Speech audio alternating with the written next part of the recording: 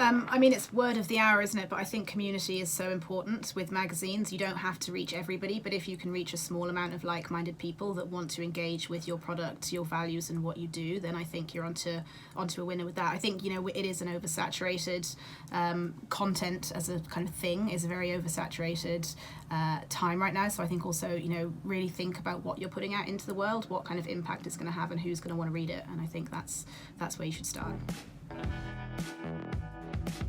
One of the great things about, you know, certainly in the independent press is that, to say the word community again, I'm sorry, but people appreciate you for what you're doing, and they're not going to kind of lose you because you haven't published an issue for 2 months. Take your time and, you know, come back when you're ready. Think about the product that you're putting out. It may be a PUR book, 200 pages. These are different times, and you could maybe think about producing something completely different. It may be a broadsheet to keep in touch with your audience, but it's a quarter of the price. There's always a way to keep going.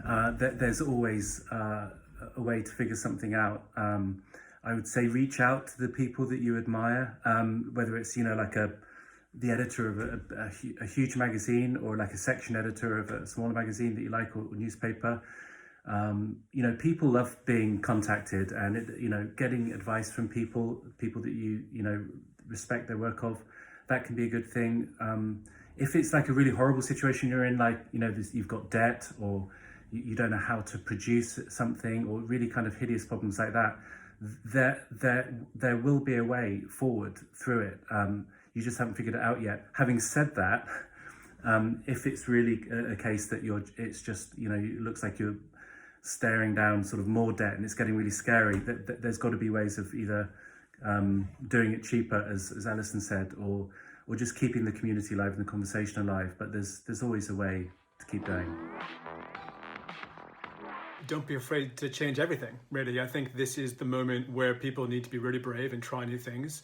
It's out of these moments that the future is born, right? If you look at the shops and businesses around you that have succeeded, it's the ones that, you know, in the first few weeks weren't afraid to just change everything. My local restaurant turned itself into a bottle shop on the first week, and I think they're doing better business than they ever have before. You know, I mean, we magazines stopped being print things a long time ago. Magazines are brands, they're communities, they are whatever you make of them, really. And I think that this is the time to be brave. You know, if you need to strip back costs, do it, and find something else to fill its space. You know, play with the ideas that you've been afraid to play with before. You've got nothing to lose, right? You know, this is the moment to really disregard all the preconceptions that you have about what your magazine has to be, and try new things. Don't be afraid to ask your audience for help. Don't be afraid to ask your competitors for help. You know, really try everything, because you know, not only will that be the way to survive, I think, but it'll be the way to find whatever the future of our industry looks like.